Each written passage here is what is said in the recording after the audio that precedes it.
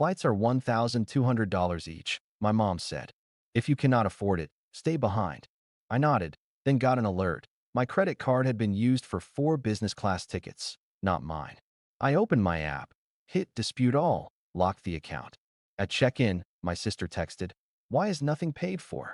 I texted back, "What you said, I stayed behind." Then booked my own getaway. The next day, my dad showed up at my apartment. I did not. Flights are $1,200 each, my mom said. If you cannot afford it, stay behind. I didn't argue. I just nodded, even smiled like it didn't sting. Like it wasn't the 6th time in 2 years my own family had made it clear I didn't belong unless I paid for the privilege. She said it so casually, over speakerphone while I was still in my scrubs, sweating after a 12-hour shift at the hospital. I had just finished working back-to-back night shifts to cover the rent and chip away at my student loans. They were all going to Maui, my mom, my dad, my sister Kayla, her husband Derek. A week-long family vacation. Business class, of course. You know we deserve this, she added. It's been a rough year for everyone. Everyone. As if I wasn't part of that, everyone. As if I hadn't loaned Kayla $2,500 last April when Derek lost his sales job, or covered Dad's medical deductible when his blood pressure spiked and he refused to go to urgent care because of cost. I told her it was fine, that I'd stay behind. And then I went back to cleaning up vomit from a drunk patient who had tried to punch me for suggesting he lay down. But later that night, I got a ping on my phone. An alert from my credit card app. For business class tickets purchased, each for $1,200. My card, not my name. I opened the app. Passenger names. Kayla B. Derek B. Sandra M. Mom. William M. Dad. No, Alex M. Know me. I stared at the screen for a full minute. My fingers cold. My heart pounding. They had used my credit card. Again. Without asking. Without telling me. Just assumed I'd cover it like I always do. I didn't even get a window seat out of it. I tapped dispute all. Then I locked the account. An hour later, I was brushing my teeth when my phone buzzed again. A text from Kayla. Why is nothing paid for? We're at check-in. I wiped the foam from my mouth. Looked at the message. Took a deep breath. Then I typed back. What you said, I stayed behind. And I did. I stayed behind. But not in the way they expected. I booked my own getaway. Somewhere warmer. Quieter. No family. No obligations. No guilt. The next morning, my phone buzzed again, a call from Dad. I didn't answer. That afternoon, he showed up at my apartment. Knocked like he owned the place. I didn't open the door. It didn't start with the tickets. That was just the cherry on top of a mountain made of broken boundaries and overdraft fees. It started when I was 22 and Kayla borrowed my credit card to buy a dress for her engagement party.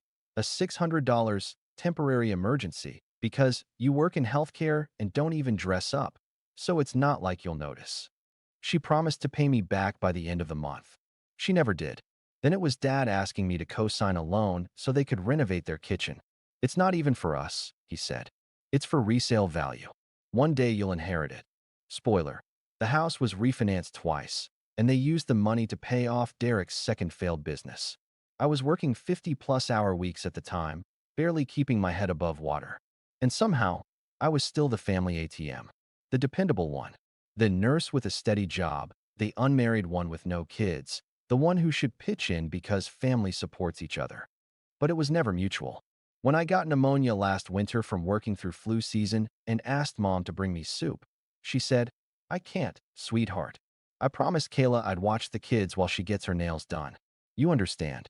I always understood. When Derek crashed my car, the car I let him borrow while his was in the shop, my insurance premium doubled. He didn't even say sorry, just shrugged and said, that's what insurance is for, right? They drained me slowly, drip by drip, until I didn't even feel it anymore.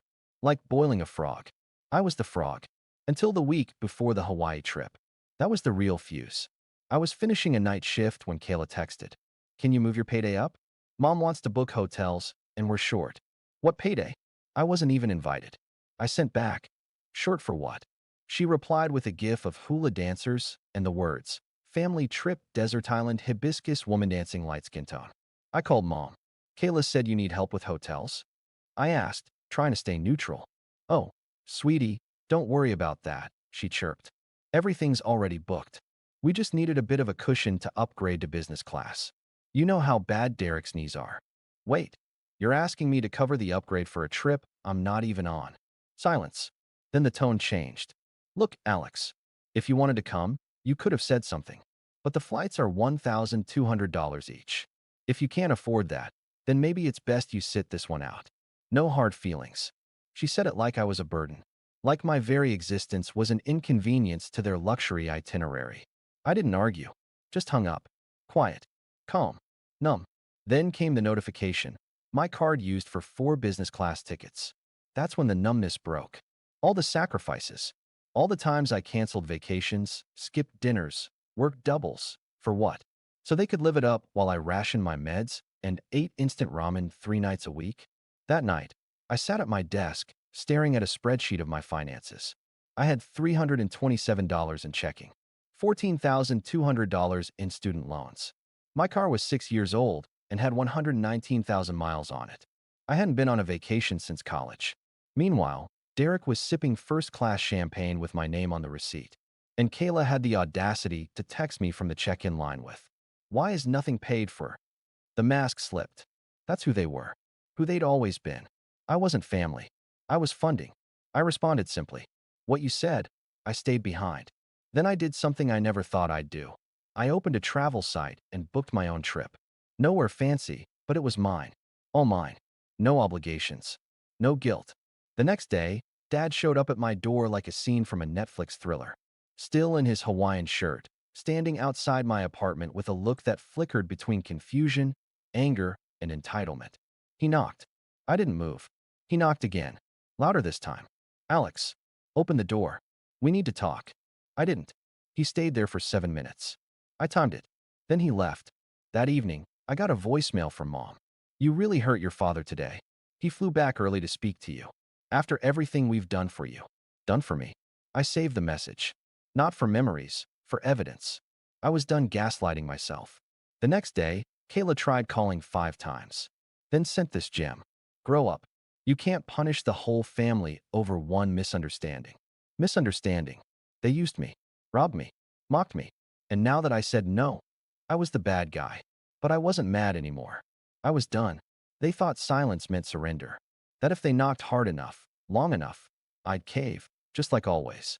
But I had changed. Dad came back again the next day, this time with Mom. Same spot, same condo hallway, same tired manipulation on their faces. I didn't open the door. That night, the texts started flooding in. From Kayla, "You are being completely unfair. We needed that upgrade. Derek's knees swell when he flies economy. Do you realize what you've done? We couldn't even check in. Had to downgrade and pay out of pocket. Do you know how embarrassing that was? Family is supposed to be there for each other." Family. That word again. I typed, deleted, retyped. Then I sent one message. "You mean like when I paid your rent for 8 months and you forgot to pay me back?" No reply. Next came a barrage of calls from Mom. All ignored. Then a text from Dad. "You need to grow up and stop playing victim." We had no choice. We didn't know the card would decline. "You were supposed to help." "You always do." I stared at that last line for a long time. "You were supposed to help." Like I was a family employee whose absence constituted workplace misconduct. I didn't reply, but I wasn't done, because they thought this was just a phase, a tantrum, that I'd get over it like I always did. But this time was different. This time I was angry, not just emotionally hurt, logistically, financially, physically exhausted from years of propping up a system where I was the silent donor. So I did what they never expected. I sat down and wrote an invoice. $600. Dress for Kayla's engagement, never repaid. $2,500. Loan to Kayla and Derek during his unemployment. $800. Dad's MRI deductible out of pocket. $420. Groceries Mom forgot to Venmo back for. $1,200 X4 for business class tickets to Hawaii charged without consent. $150. Interest and fees on late credit payment caused by above. Total outstanding balance, $7,870. Then I emailed it to the family group chat. Subject: reimbursement request for unauthorized charges and past support.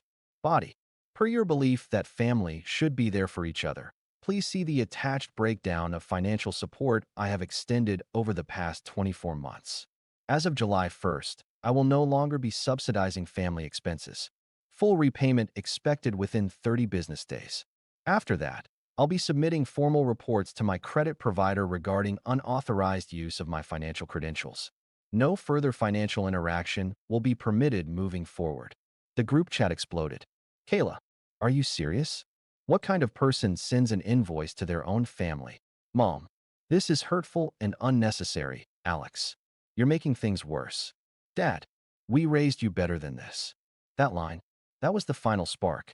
Because the truth was, they didn't raise me. I raised myself, between extra shifts, unpaid debts, and being the default safety net for everyone else's irresponsibility. I replied with the facts. You didn't raise me.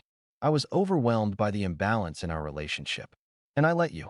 But not anymore. Then I blocked Kayla. I left Dad and Mom unblocked, out of sheer curiosity for how deep the delusion could go. Turns out, very deep.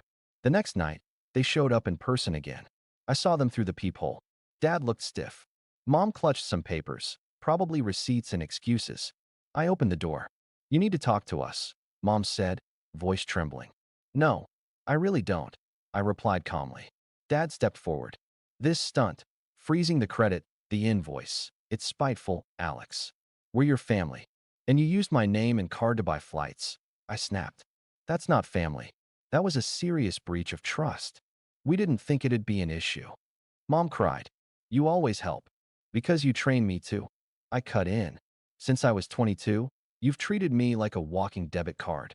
I helped because I was taught that saying no meant I was a bad son. But I'm done being the good son. Don't talk to your mother like that, Dad growled. No, don't talk to me like I owe you something. I shot back. I worked double shifts while Kayla and Derek used my money to sip mimosas at LAX. I helped pay your hospital bills while you called me selfish behind my back. He stepped forward. You think this makes you strong? Turning your back on family. No, I said. But it makes me free. I closed the door in their faces. Not slammed. Just firm. Deliberate. With finality. They didn't knock again. Later that night, I got a voicemail from Mom. A quiet, defeated voice. I don't know who you are anymore. And for the first time in my life, I smiled at those words. Because I wasn't the person they used to walk all over. After I closed the door in my father's face, the silence that followed wasn't peaceful. It was surgical, precise, final. No more banging on the door. No more guilt-laced voicemails. Just a vacuum where their control used to live. For 2 days, nothing. Not a word from any of them. I half expected the cold shoulder to last forever. Then came the panic. It started with an email from my bank. Someone had attempted to use my old, frozen credit card again to rent a car in Maui. Derek. Of course. I called the fraud department. They confirmed the attempted charge matched his ID info. Would you like to press charges? They asked. I didn't. Yet. But I had them document everything and emailed the report to myself, subject line. Evidence in case they escalate. Later that night, I received a text from an unknown number. We're stranded. Are you seriously going to leave your family like this? After all we've done for you. Kayla. I stared at it for a long time. What had they done for me, really? Besides take? I didn't reply. Just screenshotted it and filed it in the new folder I'd made. Family. Patterns I won't repeat. A few days passed. Then something truly bizarre happened. I got a message on Facebook from Marissa. Yes, that Marissa. Derek's ex-wife. We hadn't spoken in years. Last I heard, she moved across the country after their divorce and started over. She was always too smart for him, a lawyer with bite, ambition, and an allergy to nonsense. Her message was simple. Hey Alex, sorry to pop in like this, but you might want to talk. I replied, this about Derek? She sent a thumbs up, and then a file, a PDF. I hesitated for a second, then opened it. Inside, screenshots, bank transfers, a paper trail. Apparently, Derek had been rerouting funds from a joint family account Mom and Dad gave him access to for emergencies. He was gambling again. Crypto this time. High risk, low IQ. It got worse. In the screenshots, there were emails. One from Mom, begging Marissa to please not report anything. Another from Dad saying, we'll fix this. Alex doesn't need to know. They knew. They all knew. They hid it from me because they were scared I'd cut them off before I actually did. The plane tickets were just the tip of the iceberg. They had been bleeding me dry to cover up Derek's financial mess. I called Marissa immediately. She picked up on the second ring. I wasn't sure you'd even want to talk, she said. But I couldn't keep watching from the sidelines. I know how they used to treat you. I asked why she was sending this now. She paused. Because you're finally doing what I should have done years ago. Walking away. And I thought you deserved to know the truth. That night, I printed every page, every transfer, every shady message. I stapled them together and walked them to my desk. And for the first time in years, I slept with the window open, breeze in my room, no anxiety buzzing in my chest. The next morning, I got a call from an unknown number. I let it go to voicemail. It was Dad. His voice was low, not angry, strained. Alex, I don't know what to say. Your mother is sick with stress. Kayla's not eating. Derek, he's not doing well. We made mistakes, sure, but you've made your point. I'm asking, man to man, can we please talk? I typed one sentence and texted it back. You're not entitled to grace you never earned. That week, I sent the invoice again, this time with Marissa's files attached as addendum A, supplemental evidence. I copied Aunt Linda and, just for fun, forwarded a redacted version to Dad's employer's HR department, anonymously. A few days later, I got an alert. Dad was no longer listed on the company's site. I didn't celebrate. I wasn't angry, just detached. Meanwhile, my life, it bloomed. I enrolled in therapy. Real, in-person sessions.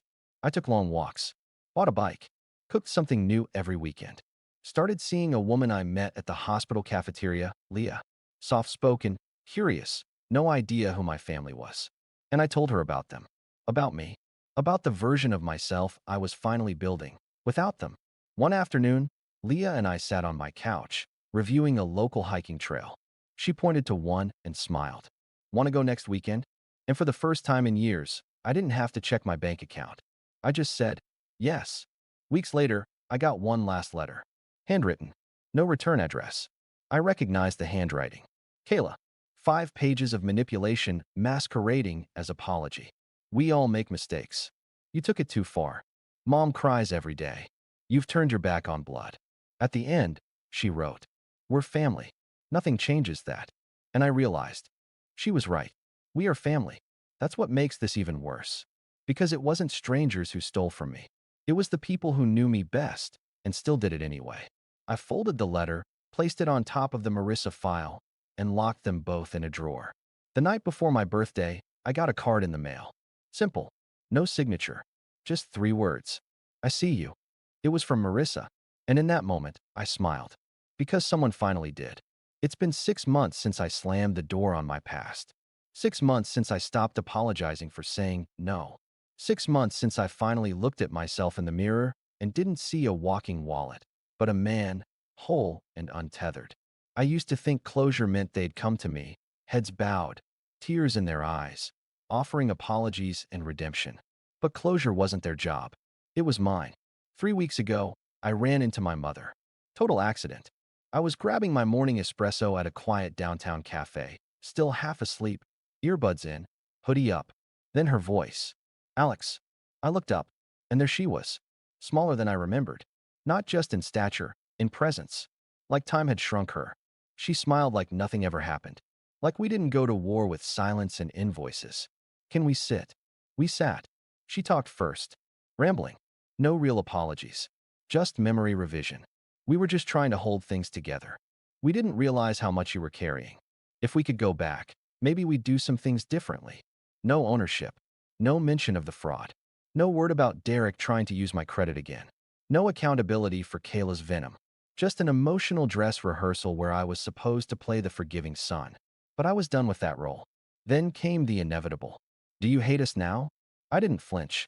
No, I said. But I don't owe you anything anymore. She blinked. But we're family. That's not an argument. I replied. That's an excuse. She reached into her purse and handed me an envelope. Stood up. Said she hoped I'd come back to them someday. I told her calmly.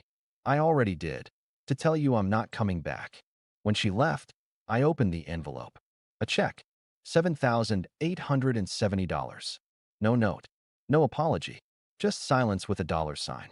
I didn't cash it. Not immediately. I pinned it to my wall above my desk, next to a quote that changed my life. You are not required to set yourself on fire to keep others warm. Kayla? She never reached out directly again. But Marissa did. Turns out, After sharing Derek's financial lies with me, she sent the same packet of proof to a family law attorney and the state fraud office. Derek is now under investigation for wire fraud and misappropriation of family funds. Because guess what? He didn't just use my card. He also skimmed from mom and dad's retirement fund. The same people who once told me he's just going through a rough patch. Poetic. When I asked Marissa why she'd helped, she said, "Because you deserve backup."